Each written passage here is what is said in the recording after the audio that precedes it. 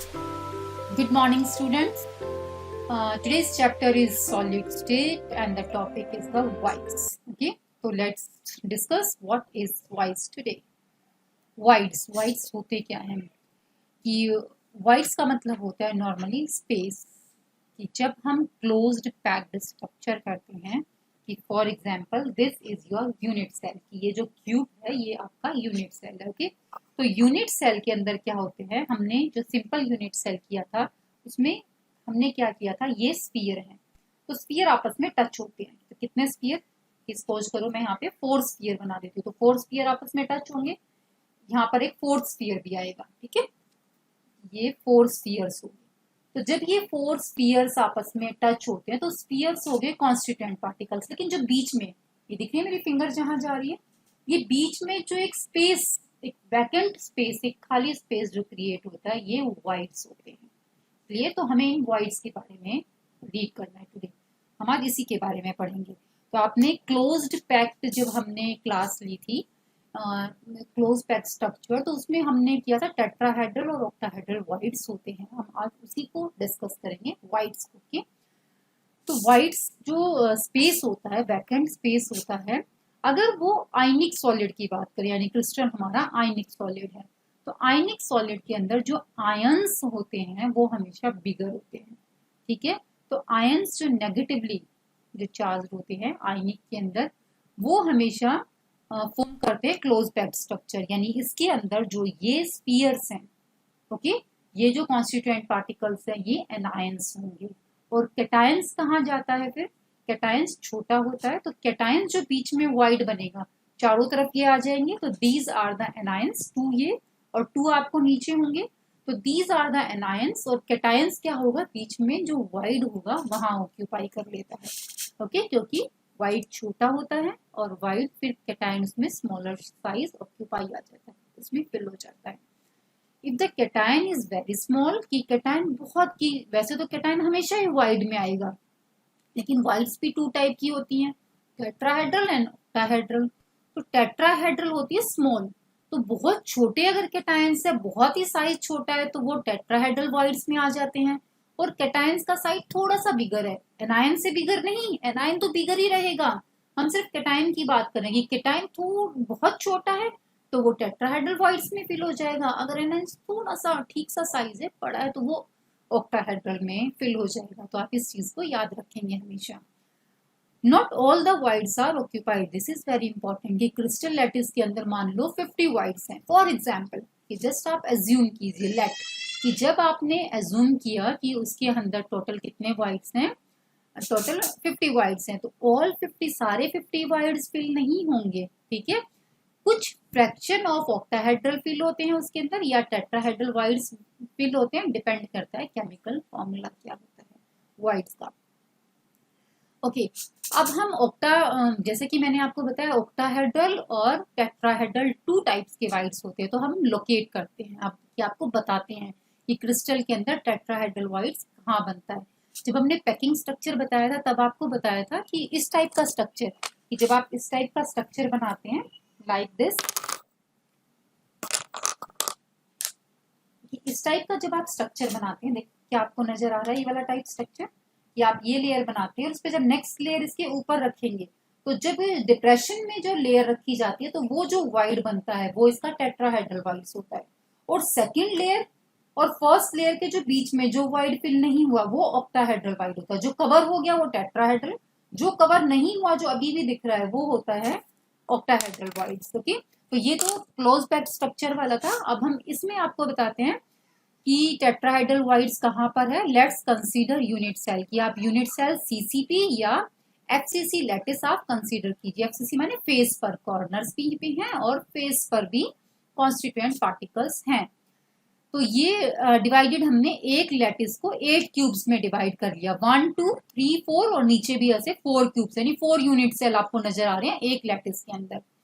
Each small cube, आप एक cube की बात कीजिए, each small cube has 4 atoms at the alternate corner. ये देखिए जो ये वाला क्यूब है, आप एक क्यूब लीजिए, इसके ऑल्टरनेट कॉर्नर पर, ऑल्टरनेट कॉर्नर माने ये कॉर्नर छोड़ के ये वाला कॉर्नर, फिर फेस कि नीचे वाले ऑल्टरनेट जो कॉर्नर है एक छोड़ के एक,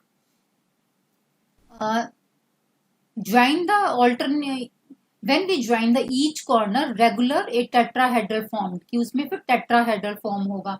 Hence one octahedral voids के अंदर each small cube, एक small cube की बात करें, एक tetrahedral voids के अंदर small cubes में 8 tetrahedral voids in total होते हैं. यानी one tetrahedral voids एक क्यूब में होता है. टोटल क्रिस्टल में कितने क्यूब्स बने हैं? यहाँ पर 8 क्यूब्स बने हैं. तो टोटल क्रिस्टल में 8 टेट्राहेड्रल वॉइड्स हो गया. समझ में आया कि मैंने इस क्रिस्टल में छोटे छोटे कितने क्यूब्स बनाए थे? 1 2 3 4, नीचे भी 4 है, 4 यूनिट सेल या 4 क्यूब बनाए थे ना, स्मॉल क्यूब. एक क्यूब में एक वाइड, ये देखिए एक वाइड क्रिएट हुआ है. एक वाइड ऐसा होता है, ये जो टेट्राहेड्रल फॉर्म हुआ है, ये बीच में जो स्पेस है ये एक वाइड है. तो इस क्यूब में एक वाइड बना है. ऐसे ऐसे कितने क्यूब है? 8 क्यूब है. तो इस क्रिस्टल में 8 टेट्राहेड्रल वॉइड्स हैं. Okay, means twice the number of atom per unit cell. इस यूनिट सेल में कितने एटम्स हैं आप बताइए? 8 कॉर्नर्स पर और फेस पर. ठीक है, तो जितने इसमें आप टोटल नंबर ऑफ कैलकुलेट करेंगे उससे ट्वाइस द नंबर ऑफ, उससे ट्वाइस टेट्राहेड्रल वॉइड्स होते हैं. ओके, तो दैट इज 1/8 1/8 1/8 करके आप देखेंगे तो 1/8 से कितना हो गया? 1. ओके, जो सिंपल है. और फेस पर हाफ होता है, तो हाफ हाफ, ये 6 फेस है, तो हाफ इंटू 6 3 हो गया.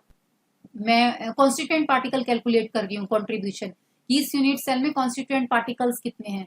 तो 1/8, 8 कॉर्नर पे, तो 1/8 multiply 8 equal to 1. Face centre है, फेस कितना होता है? हाफ, तो half multiply by 6 that is equal to 3. तो 3 फेस और कॉर्नर्स के 1, टोटल कितने? 4. इसका मतलब इस यूनिट सेल में, कंप्लीट यूनिट सेल में 4 एटम्स हैं. और जबकि हमने टेट्राहेड्रल वॉइड्स कितने कैलकुलेट किए? 8. तो ये वाली लाइन फिर समझ में आ गई ना, लास्ट वाली लाइन. इसका मतलब twice the number of atoms, जितने एटम्स होते हैं उससे ट्वाइस टेट्राहेड्रल वॉइड्स होते हैं. क्लियर? और टेट्राहेड्रल वॉइड्स की ये देखिए, इस वॉइड्स को मैंने यहाँ पे ड्रॉ करके दिखाया कि ऐसी शेप होती है उसकी. Next is the octahedral voids को आप लोकेट कीजिए अब, कि आप इसमें भी क्या करेंगे? Consider a unit cell of CCP FCC. वही एफसीसी यूनिट सेल कंसीडर करें. ये पूरा क्रिस्टल एफसीसी, ये पूरा क्रिस्टल. इस क्रिस्टल को मैंने 8 छोटे छोटे यूनिट सेल्स में डिवाइड कर दिया. देखिए ये 8 नजर आ रहे हैं. ये एक पीछे है, ये आगे वाला यूनिट सेल है, क्यूब है. ये पीछे है, ये आगे वाला क्यूब है, यूनिट सेल. ऐसे ही नीचे 4 यूनिट सेल हैं.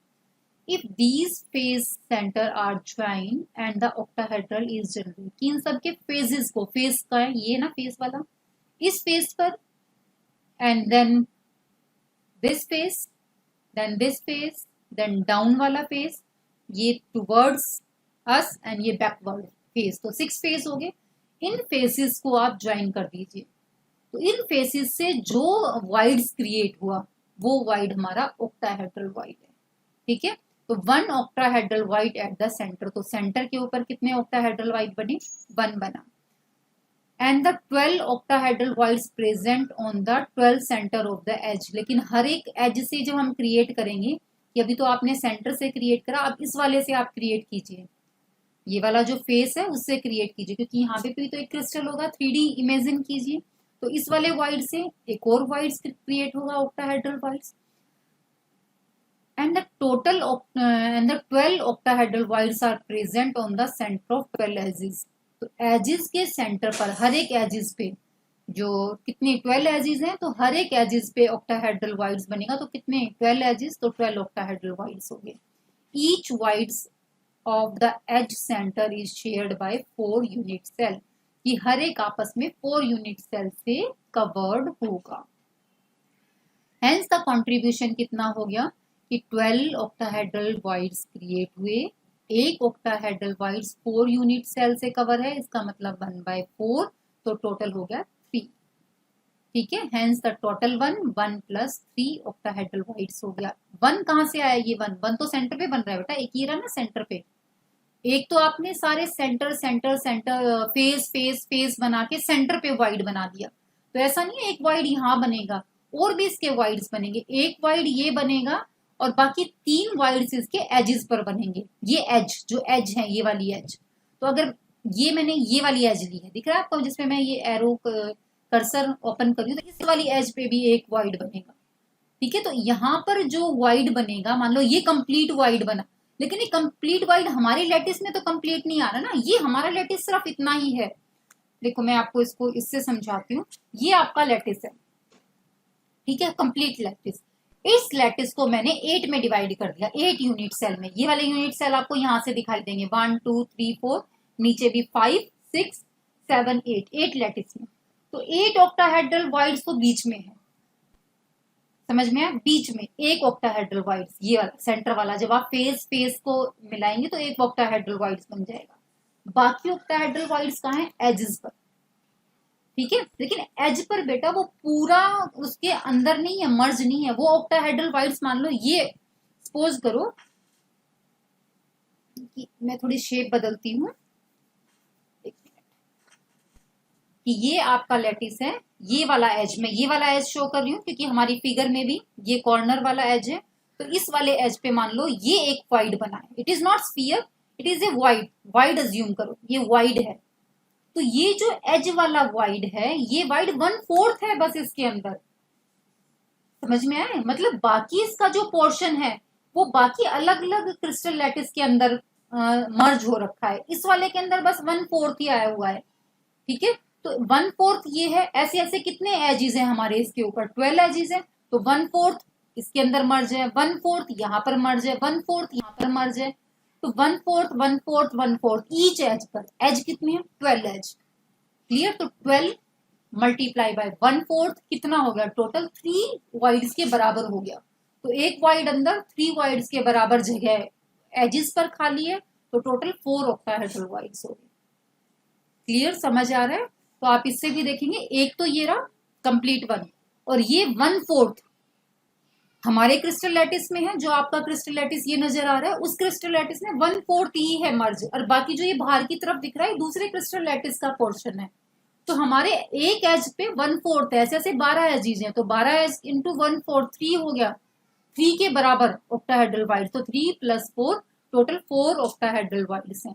तो जितने नंबर ऑफ एटम्स होते हैं उतने ही नंबर ऑफ ऑक्टाहेड्रल वाइड्स होते हैं। एफसीसी में कितने कॉन्स्टिट्यूएंट पार्टिकल कंट्रीब्यूशन होता है, 4, तो 4 ही ऑक्टाहेड्रल वाइड्स, यानी n = n, number of atoms is equal to number of octahedral voids, clear. तो ऑक्टाहेड्रल वाइड्स आप किस तरह लोकेट करेंगे, किस तरह कैलकुलेट करेंगे कि 4 है 8 है, किस तरह, हाउ, तो by this way you can locate it. Now the size of the tetrahedral and octahedral voids, इनका साइज किसके बराबर होता है। तो देखिए, अगर रेडियस, ये जो स्मॉल रेडियस है ये वाइड की रेडियस है, दिस इज वाइड, ये स्फीयर जो है ये वाइड है, वैकेंट स्पेस, वाइड खाली। तो अगर ये वाइड है, इसकी रेडियस r है, और ये हमारा स्फीयर है, इसकी रेडियस कैपिटल R है, तो इन दोनों में रिलेशन कैसे होता है कि अगर ये वाइड, ये खाली जो स्पेस है ये टेट्राहेड्रल है, तो then r of the tetrahedral voids is equal to 0.225 of the r, कि इस वाली रेडियस के 0.225 होता है, ठीक है। और अगर ये ऑक्टाहेड्रल वाइड है, दिस इज प्लस हियर, ये भी यहाँ पे कैटायन ही है, the radius of the cation of octahedral void, then this is 0.414 r के बराबर होती है। This is the cation of tetrahedral voids and this is the cation of octahedral voids, ठीक है। तो वो 0.225 r एंड 0.445 r जो इनका मेजरमेंट होता है, ठीक है। अच्छा, ये एक चीज याद रखिए, मैंने ये कैटायन यहाँ पर क्यों लिखा है, वैसे आप जनरल यहाँ पर इसे अज्यूम कर सकते हैं, radius of r of the tetrahedral wides this and radius of r of the octahedral wides की मेजरमेंट ये आती है। मैंने इन दोनों को कैटायन इसलिए लिखा है क्योंकि एनायनिक कंपाउंड में यूजुअली जो एनायंस होते हैं, एनायंस जो नेगेटिवली चार्ज होते हैं वो होते हैं कॉन्स्टिट्यूएंट पार्टिकल्स, ये कॉन्स्टिट्यूएंट पार्टिकल्स, और जो कैटायंस होते हैं R+, जो कैटायंस होते हैं वो वाइड्स में आते हैं। तो this is cations of the tetrahedral and this is R+ of, that is the cations of the octahedrals, okay. That's why मैंने इनको प्लस लिखा है कि आपको आयनिक कंपाउंड भी समझ में आए। तो एनायनिक जो एनायंस होते हैं वो कॉन्स्टिट्यूएंट पार्टिकल्स, और जो कैटायंस होते हैं वो वाइड्स में होते हैं, okay. A tetrahedral voids is much smaller, आप इस रिलेशन से फाइंड आउट करके देख रहे हैं कि जो टेट्राहेड्रल वाइड्स है वो स्मॉलर होता है, तभी तो 0.225 ऑफ r है, और जो ऑक्टाहेड्रल वाइड्स है वो थोड़ा सा बिगर होता है, ओके। तो वो 0.414 आ रहा है। तो ये मेजरमेंट है कि आप रेडियस कैसे मेजर कर सकते हैं by this formula. Thank you so much for today class. आप इनके वाइड्स को एक बार रीड करके देखिएगा और एक बार सिर्फ टेट्राहेड्रल और ऑक्टाहेड्रल वाइड्स की कैलकुलेशन और लोकेट को आप कैलकुलेट करके देखिएगा कि कैसे वो नंबर्स के बराबर आते हैं। तो thank you so much for today class. Thanks for watching this video. Please like and share the video. Please subscribe our channel for more videos of chemistry for class 11th and class 12th. Thank you very much.